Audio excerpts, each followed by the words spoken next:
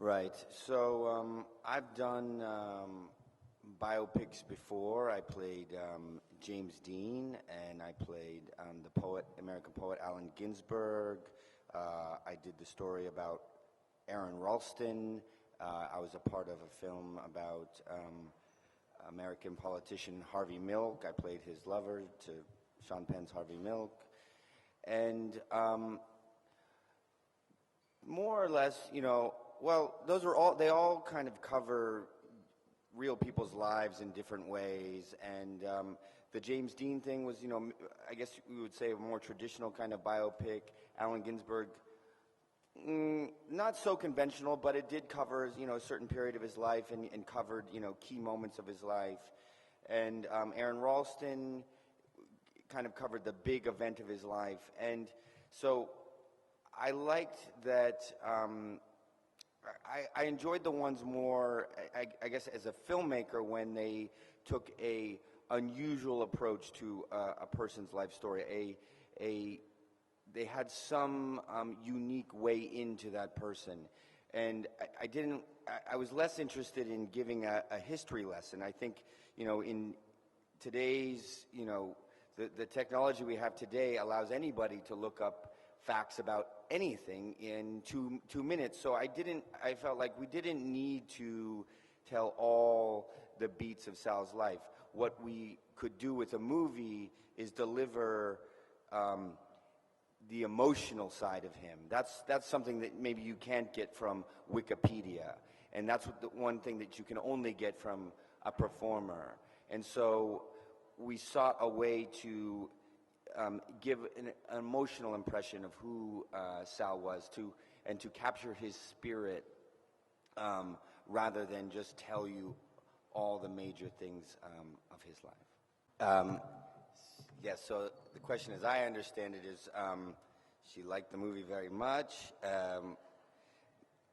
and is asking me about the use of close-ups and extreme close-ups, and how did I come about using that, using so many close-ups or that kind of style. And I guess, I'm not ashamed to say, and I think it's obvious to a lot of people, one of my biggest influences as a director is Gus Van Sant. He doesn't necessarily use a lot of close-ups that way, but the way I think in pacing and structure, he is a huge influence. As far as the close-ups, I guess maybe it's my own thing. I did a series of short films, and I just before this, and I just found that it's nice to sit with I like sitting with a person's face. Maybe it's because I come from an acting background, but I think it's a different kind of use of close-up than I've seen before, where you get to really sit with it. You don't cut away from it. It's not, just punctuation. It's that you're really staying with these shots. And I think what happens then is, and it's not even about cutting to a close-up for, extensive, sequences of dialogue all the time. A lot of it is just sitting with that person, and in that way,